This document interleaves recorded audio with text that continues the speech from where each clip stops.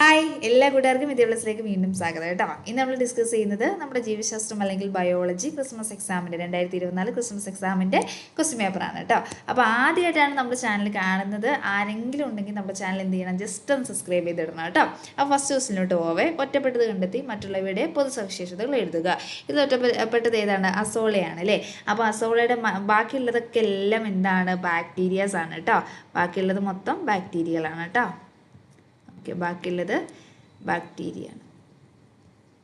Next അടുത്ത് നോക്കിക്കേ. പദമെന്ന് മനസ്സിലാക്കി വിട്ട ഭാഗം പൂരിപ്പിക്കുക. ആവരണകല ശരീരത്തെ പൊതിഞ്ഞ് സംരക്ഷിക്കുന്നു. അടുത്ത് എന്താ കൊടുത്തേക്കുന്നത്? നാഡീകല. നാഡീകല എന്താ ചെയ്യുന്നത്? ശാരീരിക പ്രവർത്തനങ്ങളുടെ നിയന്ത്രണവും ഏകോപനവുമാണ് കേട്ടോ. അപ്പോൾ ഇവിടെ എന്താ എഴുതേണ്ടത്? നിയന്ത്രണവും അതേപോലെ തന്നെ ശാരീരിക പ്രവർത്തനങ്ങളുടെ നിയന്ത്രണവും ഏകോപനവുമാണ് കേട്ടോ. നിയന്ത്രണം, ഏകോപനം, ഏകോപനം, ങ്ങളുടെ നിയന്ത്രണം അതേപോലെ ഏകോപനം. ഇനി ക്വസ്റ്റ്യൻ നമ്പർ 3 ആണ് അടുത്തത് കേട്ടോ. വർഗീകരണ ശാസ്ത്രവുമായി ബന്ധപ്പെട്ട ചില പ്രസ്താവനകൾ നൽകിയിരിക്കുന്നു. ഇവ വിശകലനം ചെയ്ത് ശരിയുത്തരം കണ്ടെത്തി എഴുതുക.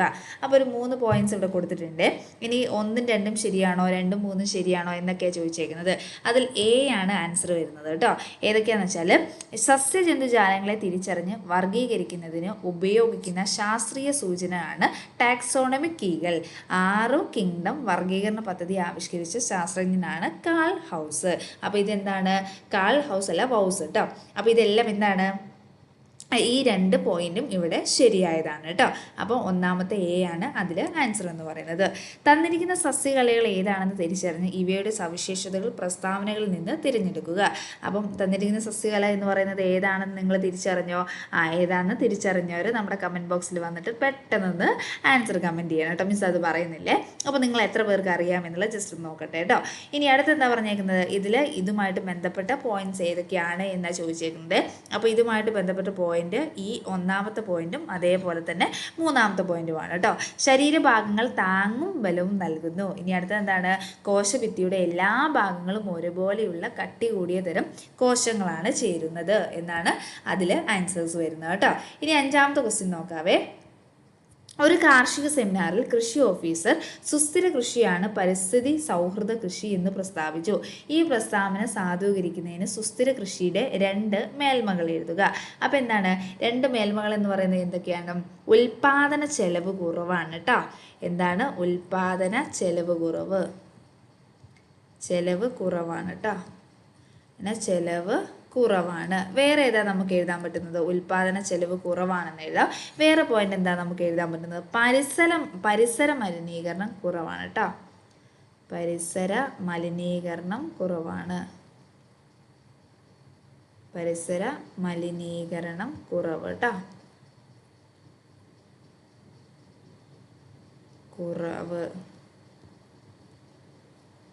മലിനീകരണം കുറവാണ്. ഈ 2 പോയിന്റ് എഴുതി കഴിഞ്ഞാൽ അവിടെ 2 മാർക്ക് അവിടെ കിട്ടി കേട്ടോ. അടുത്ത 6ാമത്തെ ക്വസ്റ്റ്യനിലോട്ട് പോവേ. വൈറസിന്റെ ചിത്രം നിരീക്ഷിച്ച് ചോദ്യങ്ങൾക്ക് ഉത്തരം എഴുതുക. അപ്പോൾ ഏതൊക്കെയാണ് ചോദ്യം നോക്കിക്കേ. ഇവ ഘടനാപരമായ മറ്റു കോശങ്ങളിൽ നിന്ന് എങ്ങനെ വ്യത്യാസപ്പെട്ടിരിക്കുന്നു? അപ്പോൾ ഇവ മറ്റു കോശങ്ങളിൽ നിന്ന് എങ്ങനെ വ്യത്യാസപ്പെട്ടിരിക്കുന്നത്? കോശമില്ല, പ്രോട്ടീൻ കവചവും ഉള്ളിൽ ജനിതക വസ്തുവുമുള്ള ഘടനയാണ് കേട്ടോ. അപ്പോൾ എങ്ങനെ വ്യത്യാസപ്പെട്ടിരിക്കുന്നത് വെച്ചാൽ എന്താണ്? പ്രോട്ടീൻ കവചമുണ്ട് കേട്ടോ. പ്രോട്ടീൻ കവചമുണ്ട്. പ്രോട്ടീൻ കവചം ഉണ്ട് കേട്ടോ.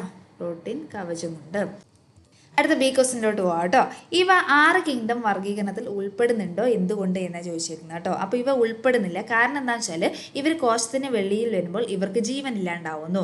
ജീവനുള്ള കോശത്തിനുള്ളിൽ പ്രവേശിച്ചാൽ മാത്രമേ ഇവർ എന്ത് ലക്ഷണം കാണിക്കുള്ളൂ? ജീവനുള്ള ലക്ഷണങ്ങൾ കാണിക്കുള്ളൂ കേട്ടോ. അപ്പോൾ ഞാനിത് ലാസ്റ്റ് ഇതിൻ്റെ ആൻസർ കീ കൊടുക്കും. ആ കൂടെ അവിടെ എഴുതിയിട്ടിട്ടുണ്ടാവും കേട്ടോ. ഇവിടെ ഞാൻ എല്ലാം കൂടെ എഴുതുന്നില്ലേ. അപ്പം ജസ്റ്റ് മനസ്സിലാക്കിയാൽ മതി. ഇവർക്ക് ജീവനുള്ള വസ്തുക്കളുടെ ഉള്ളിൽ പ്രവേശിച്ചാൽ മാത്രമേ ജീവലക്ഷണങ്ങൾ കാണിക്കുള്ളൂ. കോശത്തിൽ നിന്ന് വെളിയിൽ വന്നാൽ ഇവരെന്താണ്? നിർജീവമാണ് കേട്ടോ. അത് ജസ്റ്റ് ഒന്ന് മനസ്സിലാക്കി വെക്കുക. അടുത്തത് 7ാമത്തെ ക്വസ്റ്റ്യനിലോട്ട് പോവേ. അപ്പോൾ 7ാമത്തെ ക്വസ്റ്റ്യൻ എന്താ നോക്കിക്കേ. അങ്ങോട്ടും ഇങ്ങോട്ടും എഴുതാനും വരയ്ക്കാനൊക്കെ ഉണ്ടല്ലേ. അപ്പോൾ നമുക്ക് നോക്കാം. ഫസ്റ്റ് വൺ ആരാണ്? ചരകനാണ് അല്ലേ. അപ്പോൾ ചരകൻ എന്തിൻ്റെ പിതാവാണ്? ആയുർവേദത്തിൻ്റെ പിതാവാണ് കേട്ടോ. ജസ്റ്റ് ഇവിടെ എഴുതി കൊടുക്കാവേ. ആയുർവേദത്തിൻ്റെ പിതാവ്. വേദത്തിൻ്റെ പിതാവ്, ആയുർവേദത്തിൻ്റെ പിതാവാണ് കേട്ടോ. ആയുർവേദത്തിൻ്റെ പിതാവ് നിങ്ങൾക്ക് എന്തായാലും അറിയായിരിക്കും അല്ലേ. ആയുർവേദത്തിൻ്റെ പിതാവാണ് കേട്ടോ. ഇനി ബി, സ്പീഷ്യസ് എന്ന പദം ആദ്യമായിട്ട് ഉപയോഗിച്ചത് ആരാണ്? ജോൺ റേ ആണ് കേട്ടോ. ജോൺ റേ ആണ്. അടുത്തത് എന്താ? നെക്സ്റ്റ് അടുത്ത ആരാണ്? തിയോഫ്രാൻറ്റസ് ആണ് അല്ലേ.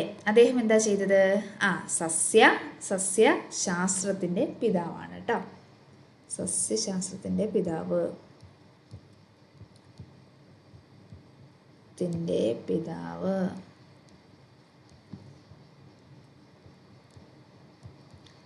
പിതാവാണ് കേട്ടോ. അടുത്ത ഏതാണ്? ദിനാമ പദ്ധതി ആവിഷ്കരിച്ചത് ആരാണ്? കാൾ ലീനേഴ്സ് ആണ് കേട്ടോ.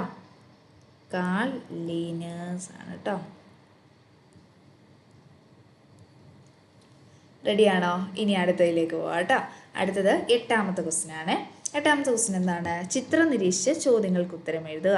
കോശാംഗമേത്? ഏതാണ്? റൈബോസോം ആണ് കേട്ടോ.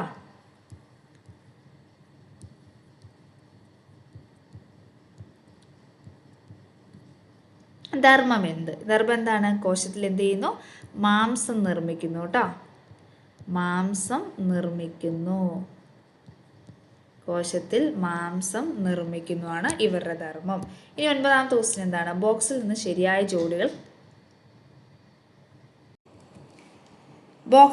ശരിയായ ജോഡികൾ തിരഞ്ഞെടുത്ത് എഴുതുക. അപ്പോൾ ഏതാണ്? മഷ്റൂം കൂണാണ് അല്ലേ. അപ്പം ബാക്കി ഏതൊക്കെയാണ് ഇവിടെ ശരിയായത് എന്നാണ് ചോദിച്ചിരിക്കുന്നത് കേട്ടോ. അപ്പോൾ സെറികൾച്ചർ എന്താണ്?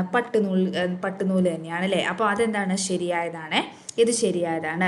അടുത്ത് നോക്കിക്കേ, പിസികൾച്ചർ മത്സ്യമാണ്, അതും ശരിയാണ് കേട്ടോ. പിന്നെ അടുത്തത് ക്യൂണിക്കൾച്ചർ ഏതാണ്? മുയലാണ്. അപ്പോൾ അതെന്താണ്? ശരിയാണ്. പക്ഷി പരിപാലനത്തിൽ ഏത് പെടുന്നുണ്ട്? കാട പെടുന്നുണ്ട്. സോ അതും എന്താണ്? ശരിയാണ് കേട്ടോ. അടുത്ത ക്വസ്റ്റ്യനിലോട്ട് പോവേ. 10ാമത്തത്, ആധുനിക കൃഷി രീതികളിൽ വസ്തുതകൾ തന്നിരിക്കുന്ന ഉചിതമായ തലക്കെട്ട് നൽകി പട്ടികപ്പെടുത്തുക. അപ്പോൾ ഏതാണെന്ന് വെച്ചാൽ ആധുനിക കൃഷി രീതികൾ ഏതൊക്കെയാണ് എന്നാണ് ഇവിടെ ഉദ്ദേശിക്കുന്നത് കേട്ടോ. അപ്പോൾ ഒന്നെന്താണ്? പോളി ഹൗസ് ആണ് കേട്ടോ.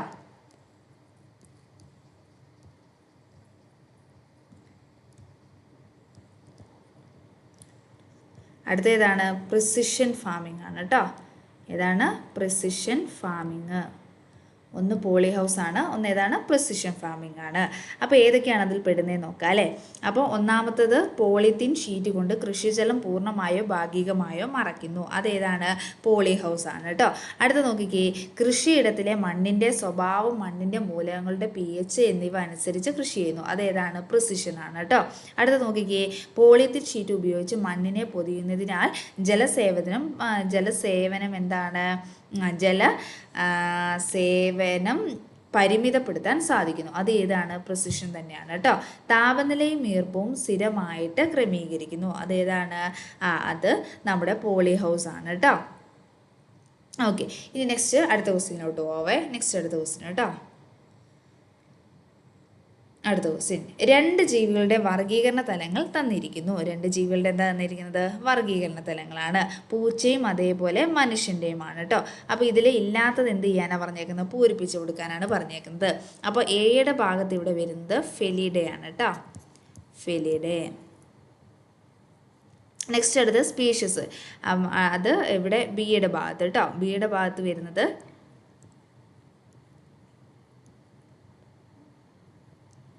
ഡൊമസ്റ്റിക്കസ് ആണ് കേട്ടോ. ഓക്കെ, ഇനി സിയുടെ ഭാഗത്ത് ഏതാ വരുന്നത്? അനിമേലിയാണ് കേട്ടോ. അനിമേലിയ. ഓക്കെ, ഡിയുടെ ഭാഗത്ത് ഏതാ വരുന്ന? മമേലിയാണ് കേട്ടോ. മമേലിയ. ഓക്കെ, ഇനി ഇയുടെ ഭാഗത്ത് ഏതാ വരുന്നത്? പ്രിമേഴ്സ് ആണ് കേട്ടോ.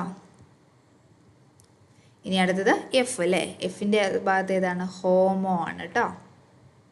ഹോമോ. നെക്സ്റ്റ് അടുത്തത് 16ാമത്തെ ക്വസ്റ്റ്യനോട്ട് പോവേ. 16ാമത്തെ ക്വസ്റ്റ്യൻ എന്താ പറഞ്ഞേക്കുന്നത്? 6 കിങ്ഡം വർഗീകരണ തലവുമായി ബന്ധപ്പെട്ട് നൽകിയിരിക്കുന്ന ചോദ്യങ്ങൾക്ക് ഉത്തരം എഴുതുക. മൊനീറ എന്ന കിങ്ഡത്തെ വിഭജിച്ച് ആർക്കിയ, ബാക്ടീരിയ എന്നീ 2 കിങ്ഡങ്ങളാക്കിയതിൻ്റെ ആവശ്യകത എന്ത് എന്നാണ് ചോദിച്ചിരിക്കുന്നത്. അപ്പോൾ മൊനീറ കിങ്ഡത്തിൽ ഉൾപ്പെടുന്ന ആർക്കി ബാക്ടീരിയ എന്ന വിഭാഗം കോശഘടനയിലും ജീവധർമ്മങ്ങളിലും മറ്റു ബാക്ടീരിയൽ കീടങ്ങളിൽ നിന്ന് എന്താണ് വ്യത്യസ്തമാണ്. അതുകൊണ്ടാണ് ഇവയെ എന്ത് ചെയ്തേക്കുന്നത്, വർഗീകരിച്ച് രണ്ടാക്കിയേക്കുന്നത്. ഒന്നുകൂടെ പറഞ്ഞുതരാം. മൊണീറ കിങ്ഡത്തിൽ ഉൾപ്പെടുന്ന ഏതാണ് ബാക്ടീരിയ, ആർക്കിയ എന്ന ബാക്ടീരിയ. ഇവ എന്താണ് പ്രത്യേകത, കോശഘടനയിലും ജീവധർമ്മങ്ങളിലും മറ്റു ബാക്ടീരിയകളിൽ നിന്ന് വ്യത്യസ്തമാണ്. അതുകൊണ്ടാണ് എന്ത് ചെയ്തേക്കുന്നത്, ഇവരെ രണ്ടാക്കി വിഭജിച്ചിരിക്കുന്നത്. അടുത്ത നോക്കിക്കേ, അടുത്ത ക്വസ്റ്റ്യൻ എന്താണ്, ഡൊമൈനൻ യൂക്കാരിയയിൽ വരുന്ന കിങ്ഡങ്ങൾ ഏതൊക്കെയാണ് ഡൊമൈൻ യൂക്കാരിയയിൽ വരുന്ന കിങ്ഡങ്ങൾ ഏതൊക്കെയാണെന്ന് അറിയോ? ഞാൻ ഇവിടെ എഴുതിയിടാം കേട്ടോ. പ്രോട്ടിസ്റ്റ് ആണ് ഫസ്റ്റ് വേണം കേട്ടോ. പ്രോട്ടിസ്റ്റ് ഉണ്ട്, ഫംജ ഉണ്ട് കേട്ടോ. അടുത്തത് പ്ലാന്റ്, അനിമേലിയ ആണ് കേട്ടോ. നെക്സ്റ്റ് അടുത്തത് അനിമേലിയ. അടുത്ത 13ാമത്തെ ക്വസ്റ്റ്യനിലോട്ട് പോവേ. 13ാമത്തെ ക്വസ്റ്റ്യൻ എന്താ കൊടുത്തേക്കുന്നത്, ജീവാണുവളം എന്നതുകൊണ്ട് ഉദ്ദേശിക്കുന്നത് എന്താ? ജീവാണുവളം മണ്ണിൻ്റെ ഫലപുഷ്ടി വർദ്ധിപ്പിക്കാൻ സഹായിക്കുന്ന സൂക്ഷ്മജീവികൾ അടങ്ങിയിരിക്കുന്ന പദാർത്ഥങ്ങളാണ് അല്ലേ. അപ്പോൾ എന്താ ജീവാണുവളം? നമ്മുടെ മണ്ണിൻ്റെ ഫലപുഷ്ടി വർദ്ധിപ്പിക്കാൻ വേണ്ടി നമ്മൾ ഉപയോഗിക്കുന്ന പദാർത്ഥത്തിൽ എന്ത് ചെയ്തിട്ടുണ്ട്, സൂക്ഷ്മജീവികൾ അടങ്ങിയ പദാർത്ഥമാണ് ജീവാണുവളം എന്ന് പറയുന്നത്. മെച്ചപ്പെട്ട വിളവിന് ജീവാണുവളം കാരണമാകുന്നത് എങ്ങനെ? അപ്പം ജൈവവസ്തുക്കളെ എന്ത് ചെയ്യുന്നു, ജീവാണുക്കൾ വിഘടിച്ച് മണ്ണിലെ സസ്യ വളർച്ചയ്ക്ക് ആവശ്യമായ ഘടകങ്ങളുടെ അളവ് കൂട്ടുകയാണ് ചെയ്യുന്നത് കേട്ടോ. അപ്പം ജൈവവസ്തുക്കൾ എന്ത് ചെയ്യുന്നു, ജീവാണുക്കൾ വിഘടിപ്പിക്കുന്നു. മണ്ണിലുള്ള ജൈവവസ്തുക്കളെ ജീവാണുക്കൾ ഇതിൻ്റെ അകത്തേക്ക് നിന്ന് വിഘടിപ്പിച്ചിട്ട് സസ്യ വളർച്ചയ്ക്ക് ആവശ്യമായ ഘടകങ്ങളുടെ അളവ് എന്ത് ചെയ്യുന്നു, ഇവർ കൂട്ടുകയാണ് ചെയ്യുന്നത്. ജീവാണുവളം ഉപയോഗിക്കുമ്പോൾ ശ്രദ്ധിക്കേണ്ട 2 കാര്യങ്ങൾ എന്തൊക്കെ? മണ്ണിലെ ജലാംശം കൂടുതലുണ്ടായിരിക്കണം കേട്ടോ. പിന്നെ അടുത്തത് എന്താണ്, മണ്ണിൽ ജൈവവളങ്ങൾ ചേർത്തിരിക്കണം.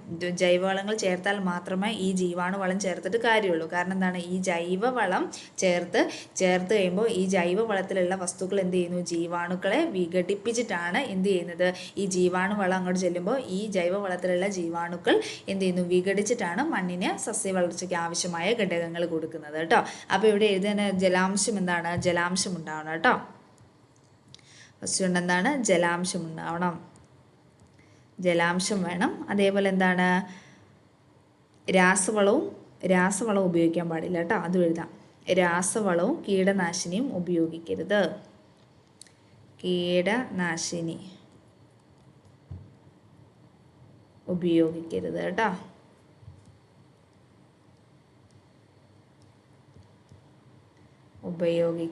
രാസവളവും കീടനാശിനിയും ഉപയോഗിക്കരുത് കേട്ടോ. ഓക്കെ, അപ്പം ഇത്രയേ ഉള്ളൂ അല്ലേ ക്വസ്റ്റ്യൻസ് എന്ന് പറയുന്നത്. അപ്പം എന്ത് ചെയ്യുക, ഇതിൻ്റെ ആൻസർ കീ ഞാൻ ഇതിനോട് അറ്റാച്ച് ചെയ്തിട്ട് കൊടുക്കുക കേട്ടോ. അപ്പം നിങ്ങൾ അതും കൂടെ നോക്കിയിട്ട് ആൻസർ എഴുതുമ്പോൾ ജസ്റ്റ് അതും കൂടെ ശ്രദ്ധിച്ചിട്ട് ആൻസർ എഴുതുക കേട്ടോ. അപ്പം നമ്മുടെ ചാനൽ ഇഷ്ടപ്പെടുകയാണെങ്കിൽ നിങ്ങൾ ലൈക്ക് ചെയ്യാനും സബ്സ്ക്രൈബ് ചെയ്യാനും നിങ്ങളുടെ കൂട്ടുകാർക്ക് ഷെയർ ചെയ്ത് കൊടുക്കാനും മറന്നു പോകരുത് കേട്ടോ. ഓക്കെ.